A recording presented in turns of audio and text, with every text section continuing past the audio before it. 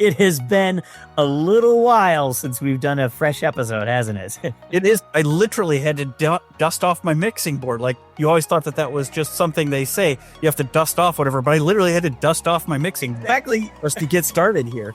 I feel like we should visit. Like, what did you do with your summer vacation? We were off for a little bit there. I know, but I'm glad that we're back. Glad that we're recording again. And we've got a great episode with Dave Wildy from Dublin Unified in California. What do you say we just get into it? Hi, everyone. Welcome to another episode of Learning Through Technology. It's been a while since we produced a new episode, and we've got a great one for you. So I'm so pleased to have with us today Dave Wildy from Dublin Unified School District. Dave is the Chief Technology Officer there in Dublin, California. Dave, it's great to have you. Thanks so much for joining us.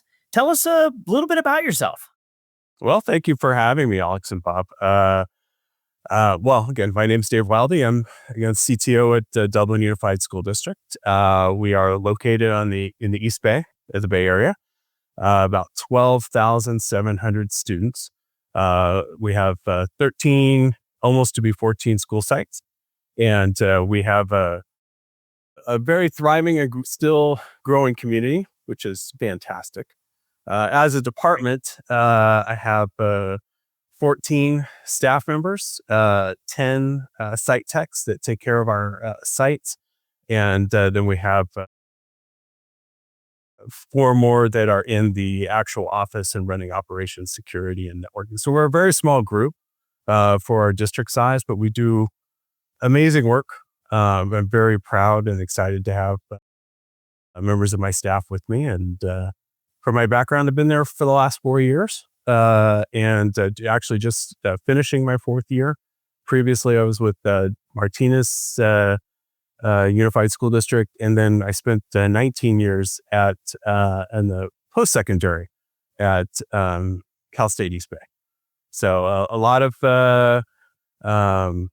work with technology, but also a lot of work with other areas such as procurement and managing those areas as well. So it gives me a good range of knowledge about the bureaucracy of what is the school district. Sure. Yeah. All right, Dave. Well, let's dive into that knowledge. Cybersecurity seems to be on everybody's mind these days, mine included. And so we thought a guy like you is a good resource for us to turn to let us know what's happening in your school, and I'm sure other schools. What do you see as the most common or underestimated vulnerability in K-12 schools these days? I think the biggest vulnerability that we've seen recently is awareness. Awareness from our staff. When we look at a lot of the intrusions that we've been getting lately is through phishing. And phishing emails that have come across, they come from other school districts that have been compromised. And they look, especially when we look at like Google Docs, things like that, requests that come across. If the person is not aware, they can find themselves opening a document, following instructions, going further down the rabbit hole and compromising their account. And that's been the biggest thing we've seen so far. We used to work with like firewalls, intrusions, things like that. But the phishing seems to be and catching people unaware seems to be the biggest thing right now. So I'm going to pull a rare double and not let Alex ask the next question. Usually he hopped right in with 3 or 4, 8 or 15 in a row. Right. So Don't worry, Dave. I'll get it back. Don't worry. we got a couple going on here. So you nailed exactly what I've seen, but it's nice to have that reinforcement from other people. Boy, the compromised emails from other school districts that you're used to getting emails from, and they're so sophisticated now that they are that they look legitimate. They are legitimate. They really come from those email addresses. It's really proof that we all are dependent on each other for cybersecurity. We have to be good stewards, not just for our schools, but for other schools. And it's funny, everybody thinks the big vulnerabilities like you see in the movies, guy behind a screen, trying to penetrate your network or whatever. But the big deal is really somebody clicking on a bad email and entering information. So with that in mind, how does your team approach user training and turning your staff, your teaching staff into an asset in in defending the cyber turf at your school versus being a vulnerability? Well, it's lots of emails ad nauseum from me. Say, this is what we're seeing. Please don't touch this. Please then, and we're reliant a little bit on staff reading their emails, which is another thing it's a problem. Is vulnerable as we are to the emails, that having them actually read the emails and following through them is a problem we've come across. But we were looking at running phishing campaigns in order to educate staff. That sometimes is problematic because sometimes staff and unions see that as you're just trying to catch this is a finger pointing thing exercise, and it's like, not really. We're really trying to educate, and so we'll be enhancing that in the next year and going through with more education to staff members. I don't know if you look at like something that comes from Google, it is it's got a big yellow bar when it doesn't come from your district. It's got big notifications, and really to train staff to say, look for those notifications. That's a big sign, and we are seeing improvements.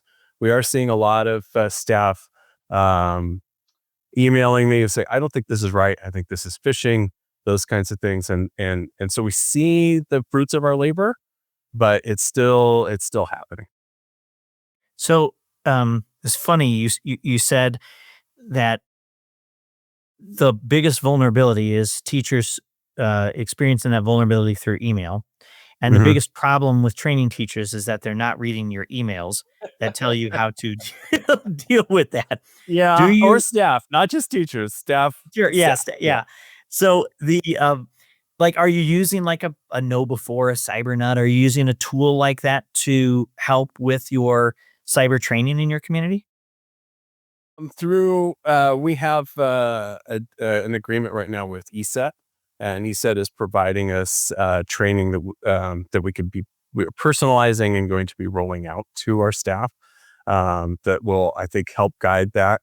There's Keenan trainings, and Keenan is, the big thing with Keenan insurance and stuff like that. They have some trainings, but I think something that we've seen with ESET that we're going to be rolling out, it's going to be far more effective. Okay. And it's something that you guys are going to be sort of, you mentioned kind of customizing for your community. Is that what I heard? Correct. Yeah.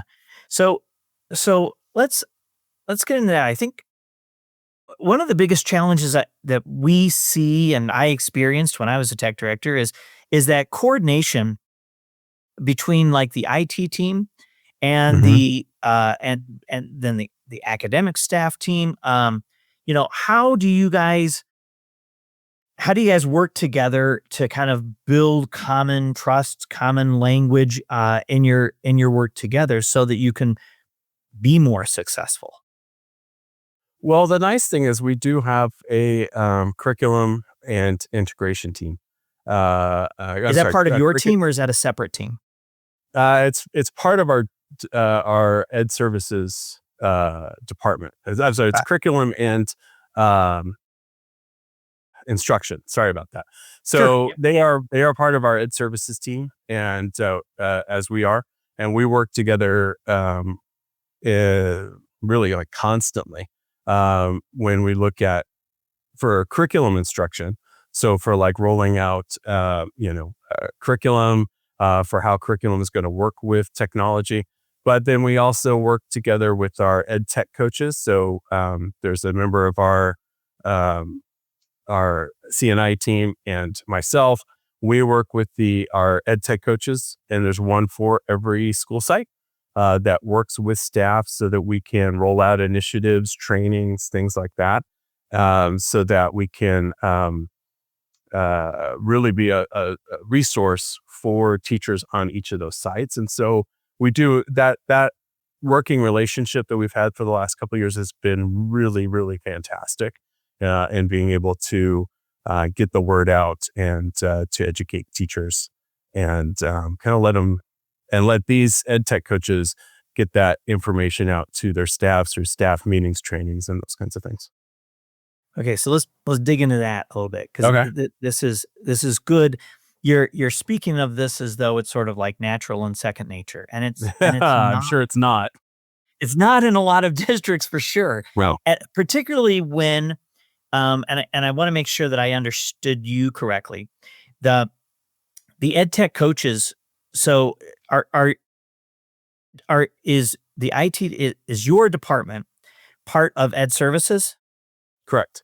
Yeah, we're Okay. not part of business, which is a typical Well, bill. yeah, We're part of Ed oftentimes services. that is right. And so I guess what one thing I'm hearing is that you report into the same person, presumably, as the EdTech coaches and CNI. Is that correct? Correct. That's correct. That'd be our assistant director of Ed services.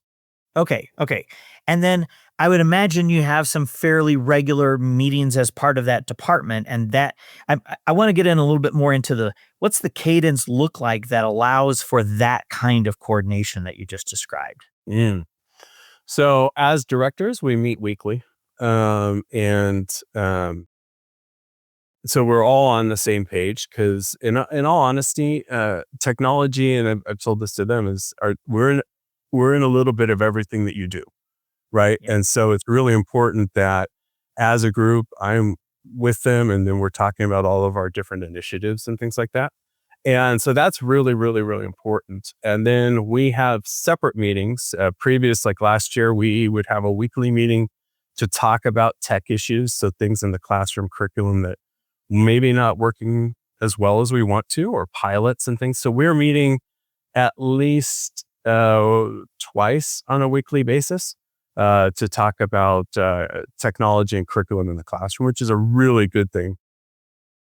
That's awesome. And Yeah. I mean, it's really awesome and not normally what we hear. Okay. So now I'm looking for problems. Okay. So, Okay. There's lots of them. I'm ready. so I think you mentioned earlier, and I think this is the case in about half of the schools and districts that we talk to, where IT reports to the business office, and Yeah. along with like facilities and that kind of stuff. And about half that we talk to report to the academic side. So you're in Mhm. the latter group, reporting to that. So, but so now I understand now better how you are Mhm. providing that sort of rich integrated support with your faculty. But how about staff? Because they're Mhm. reporting to different people. Mhm. How are you learning about their challenges, supporting them, getting them what they need? And on the admin, as a CTO, there's a lot of administrative work that needs to happen to keep a district humming. How does that work, and how do you coordinate that part of the business? Well, and that's the fun part of being a CTO, I think. And I mean, we could pick that apart a little bit. My feeling is that, and personally, that technology really should be its own entity away from Ed services or business, because we serve the entire district. And I never want to see that, like, that one group is pulling us away more than anything else. But I feel more comfortable in the Ed services area, because our first and foremost commitment is to our students and our Sure. teachers, and the education that's going on in the classroom. Especially when we look at post-pandemic, our curriculum is 90% plus online, right? So the services have to be there within the classroom for learning to happen. Yep. And so then when we get to our other area of staff, we're very mindful when it comes to staff, and trying to really keep up, like looking at our help desk tickets, things like that. It's like where our needs are, making sure that they are in our refresh. So when we do our refresh work, that yes, our front office staff, our admin, all of those things are included in our work, that they're not how to say, a second or third.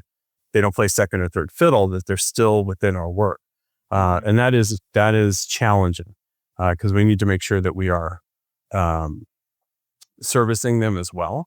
And in terms of getting to everything as a CTO, I would love my CTO position to be the 30,000 foot level. Coming up with the great plans, coming up with the great observations and the guru kind of look. But in reality, my position is I am down in the weeds and the trenches of everyday work, just like my staff. And it is difficult to pull myself away to try to do those bigger bigger policies, bigger projects, get that planning done. And so I find that in many cases I'm working a little bit later. I'm working in the evening sometimes to make that happen.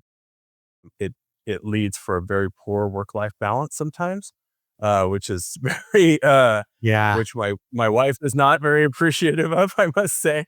But I have had to say in some ways as a CTO, I won't do that tonight.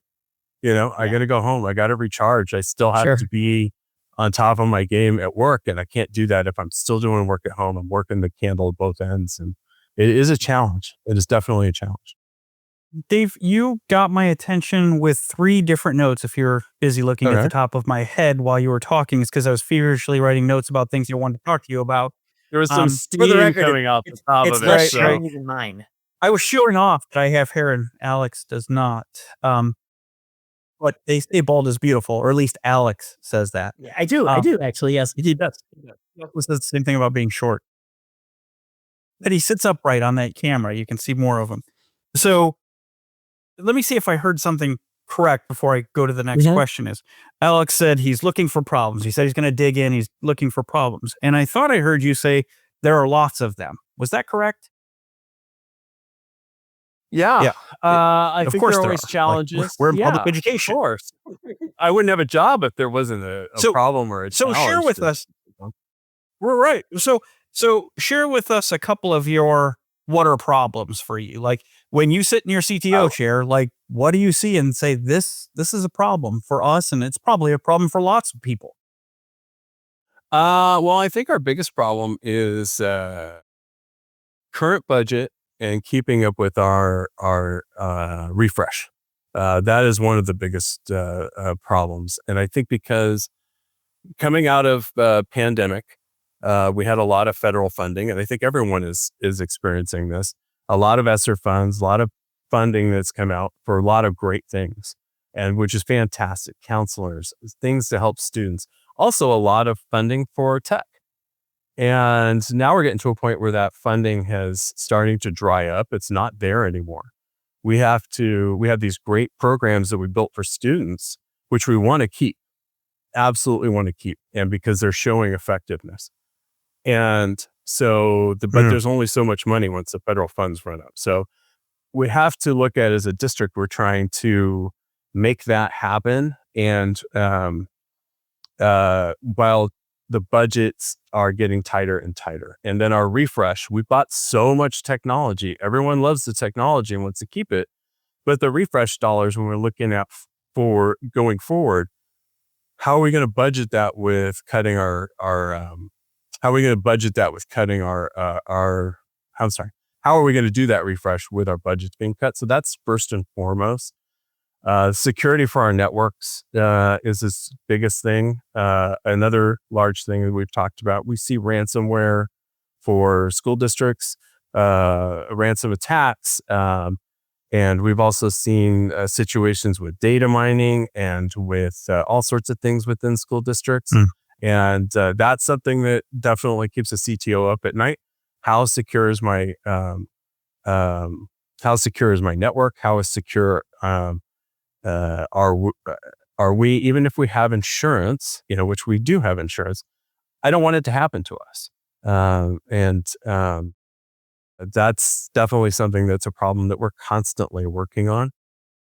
I also think it's also keeping up to date, making sure we have so many programs and so many things that are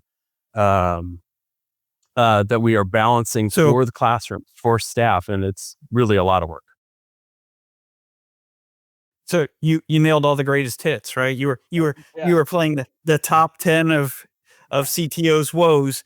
So I'm gonna bring two. I said there were three things, and one of them was the problems, but you brought two of them together in what keeps you up at night, and that's double-edged for us, right? It's both what you're worried about when you're laying in bed, but it's also what's got you there at 7 o'clock or 8 o'clock at night working on because there wasn't enough time in the day because you're stuck with that.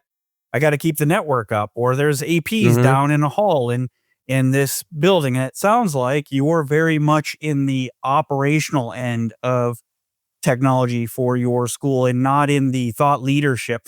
Not to say you're not in the thought leadership, but those worlds are clashing for you. You'd like to be doing more thought leadership, and you're getting less of that because you're doing more it's got to work today stuff. Is that accurate? Am I portraying that correctly? So I agree. it's one of the challenges there are we things have that I have seen learned as a CTO as a director of technology. I was a director of technology for 15 years. And so that I can step away and get that quality time. Yeah. Have you looked at finding that specialized services, whether it's cybersecurity, because you listed off a whole list there of cybersecurity things that keep you up? Have you thought about outsourcing, for lack of a better term, that sort of work to give you more of that time for the thought leadership? It's been my experience that thought leadership pays for itself multiples when you're able to think out, plan out a strategy for technology, for the impact of technology on curriculum, that sort of thing. I have thought about that, but my credit goes to my staff is that they do such quality work that and with the little less people that we're able to do what we do without having to outsource. I also think that it also becomes a budget issue too. Would I rather outsource this service, or would I rather have more staff and try to hire more staff in order to meet those needs? And that's something that I've been lolling over in my mind, and I really haven't come up to the correct answer. There's a slight delay there. I missed. Dave, I just missed what you said at the very end there. Okay, I'm still lolling it over in my mind. What is the best solution for that? Whether I want to do something in outsource, or whether I want to hire more people in order to fill that gap. And those people can be more, I could do a lot more things with more bodies. I mean, it's something I'm still mulling over in my head. Yeah.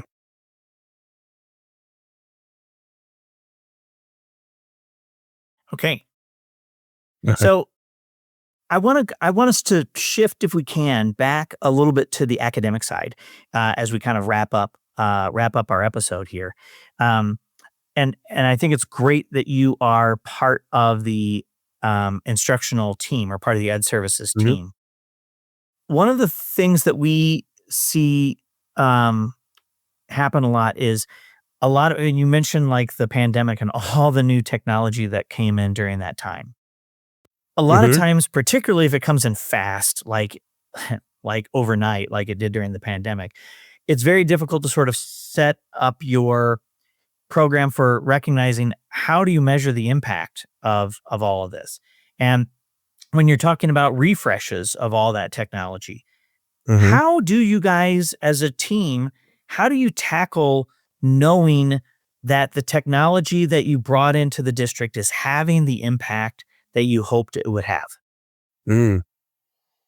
That is a great question, and that's something that we have been in the developing of our latest technology report have been charged to figure out.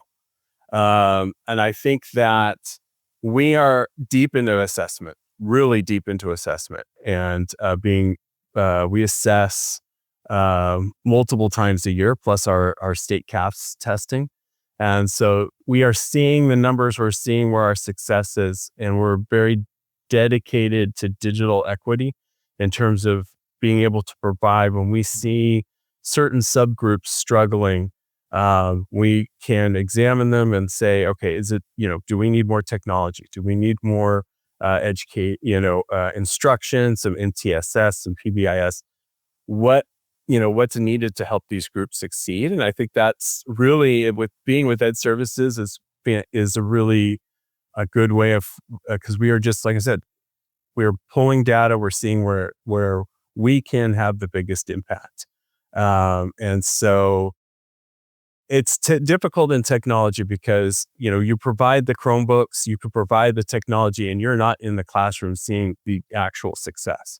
So we need to get also feedback from teachers and from staff as to where we could get the biggest bang for our buck in the classroom, and also providing teachers the technology that will help them be most successful. And sometimes that is not the cookie cutter classroom standard.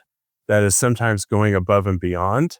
And as a department, we have to be flexible to say, okay, maybe this would help this teacher have a breakthrough in their class, or maybe help them teach that curriculum better. And we have to be flexible within our budget to make sure that we can do that. And like I said, working with Ed Services and doing that data analysis has really helped.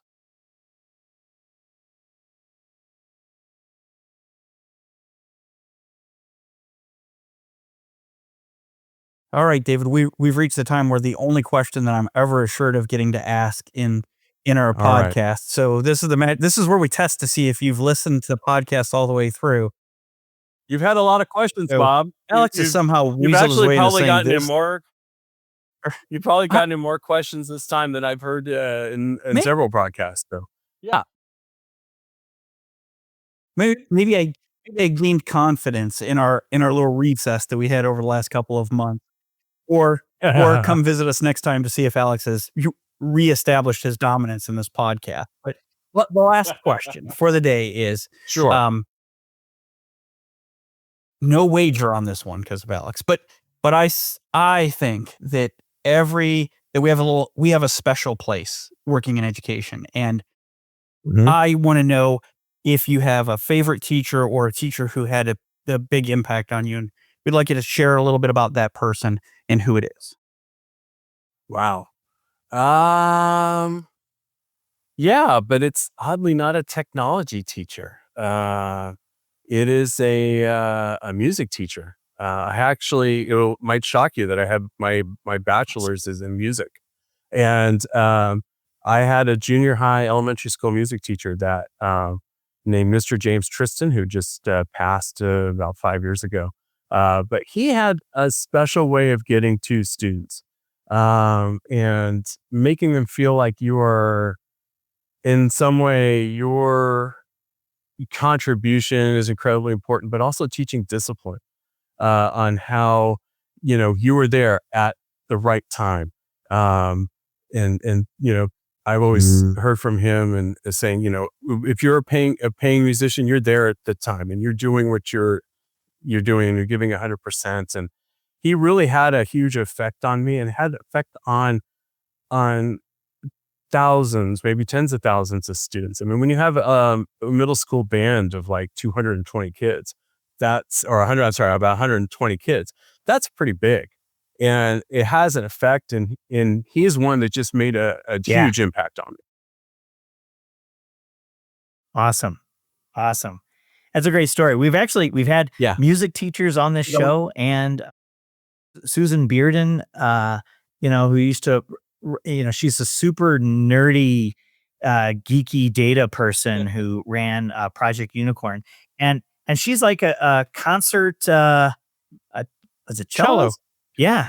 I would wager that if we went back and saw all of my victories, that the most would be music teachers. I think we have. You're not the first with a music teacher, and I don't know if I've heard a technology teacher yet, but we have heard music before for sure, numerous times. So, well, Dave, thanks so much for being on the show. This was a great conversation. I think we could have gone for quite a while, but this was a ton of fun. Thanks so much for joining us. Well, thank you for having me. I had a great time. I appreciate it. Whew, it has been a while since we've done one of these things, but that was fun. That was a great conversation. I enjoyed that. Yeah, that's what I expected from you. You got to talk, so it was fun for you. It was just as I remembered too, terrifying for me. You know me, I'm hanging on tight with my eyes closed till we get to the end. I open up one eye and I go, Alex, are we there yet? And here we are, Alex. We're at the end of another episode. Well, like we typically talk about, what struck you as most interesting about that conversation? Lots of interesting things, but you tell me we only have 2 minutes to talk about it. So here's the big thing that struck me was that Dave's team is under Ed Services. Right. And that, in my experience, is not how it works. Typically, in independent school districts, whatever it is, it seems like technology falls under operations. And as he was talking a little bit, I thought, wow, why isn't technology under Ed Services? Like, that's the mission, right? When they talk about mission critical, teaching kids is our mission in education. But then he talked about some of the drawbacks of being in Ed Services, because he's still got to make sure the buses roll with the software. He's still got to make sure bills get paid with the software and the technology there. So that was what got my attention. Yeah, I enjoyed that part of the conversation. Like I said, in the actual episode, we work with lots of different schools and districts, and we see about half where technology reports to the curricular side, about half where it's the business side. But a good number of those report to either they're part of the cabinet, they report to the superintendent, head of school, executive director. I'm a bigger fan of that kind of model because it puts them in a position to be able to serve both sides of the house, a little bit better.